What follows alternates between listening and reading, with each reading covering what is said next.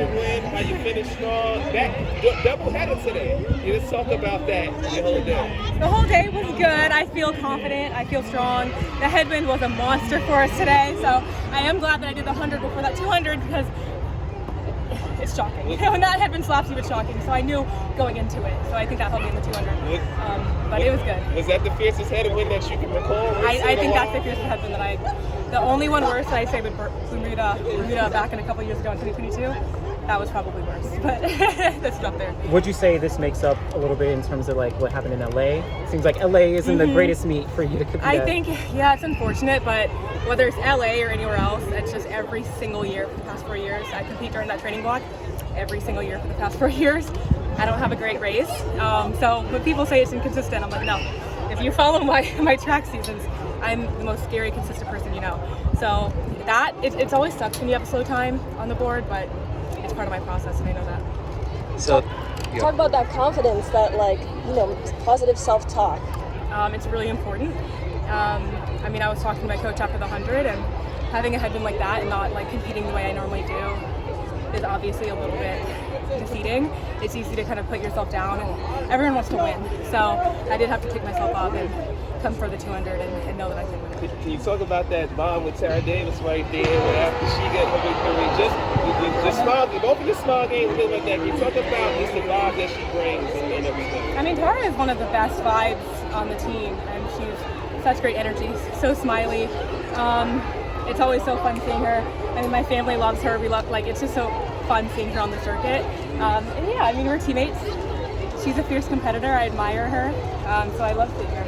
Early on, a couple weeks ago, you partnered up, with the new women's only, the women's track meet that's coming up. Could you give us any insight on what made you want to do that, and what you're excited for with the future of women's sports coming up? Yeah, I mean, like you said, it's a big moment for women's sports.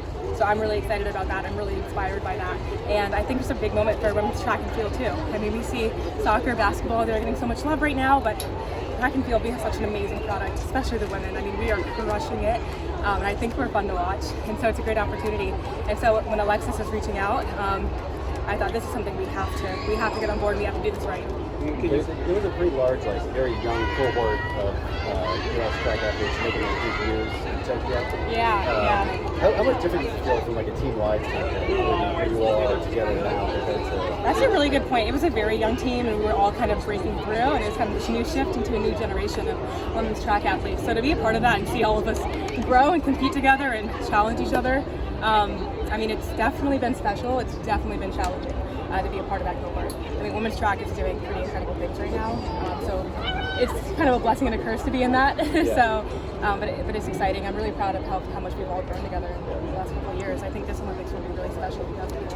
It's kind of even the same thing on the men's side too. I mean, the men look incredible too. I mean, you have stars like Noah out here. It makes it really exciting to watch. Fred, obviously, I wish everyone probably wish they could have seen him race today because it's so exciting.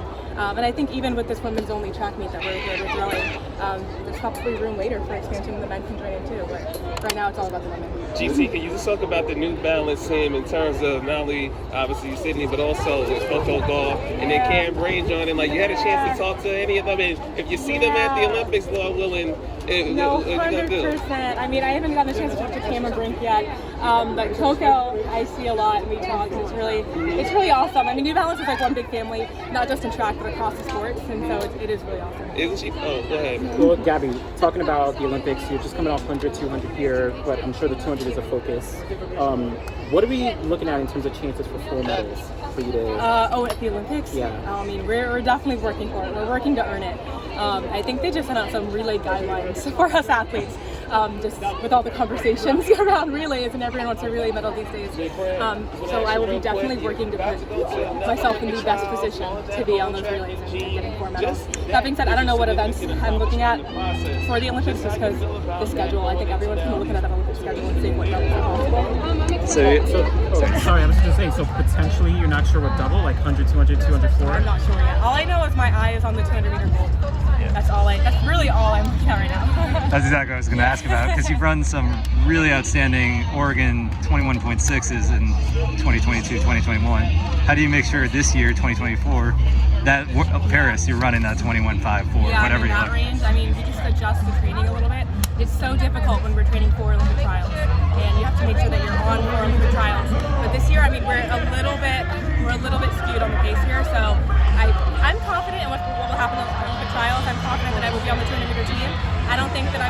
I need to be stressing about that quite as much as before, where I needed to prove that I belonged on the U.S. teams.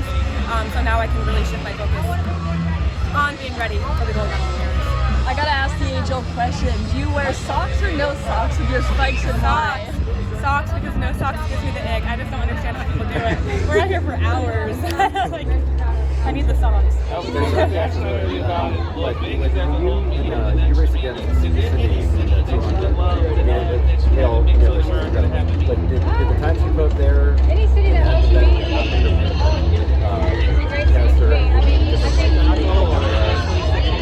I think Sydney's strong at whatever that she wants to run, to be honest, so that was a solid time. If she wanted to focus on the 200 meters, I'm sure she could do very well. I'm sure she could get another pair too. She's just a really talented all-around athlete. Have you had tabs on, just saw like things long, 21.8. I don't know if you got a chance to watch the race or anything like that. No, I wasn't watching NCAA's, but I did see that. I saw her triple championship, and I thought it was incredible. It was such a beautiful moment. I am really happy for her. I did get a chance to read about her story too and everything, and it was really touching. So I really do wish her the best, and I will probably see her in postseason. So if we do, all the best to her. I mean, it's really fun to follow. One question for you. After this Olympic year, when is when is the first public Dr. Thomas whole internal document or whole entire evaluation going to come out? When is that going to come out? Is it going to drop better than Kanye? My pro track career? We'll see. We're still working on it. Who in terms of the playlist right now for you is at the moment setting the whole agenda right now for GT? My playlist? Yes. Right now, Kanye. It's a lot of Kanye West. Yeah, I love Kanye. But if I'm being honest, I don't listen to indie music when I warm up. I don't do any of that. I'm very like zen in the moment, calm. That's it. That's real. Well, appreciate you. See you at the trials. Thank you. Thanks so much, Gabby.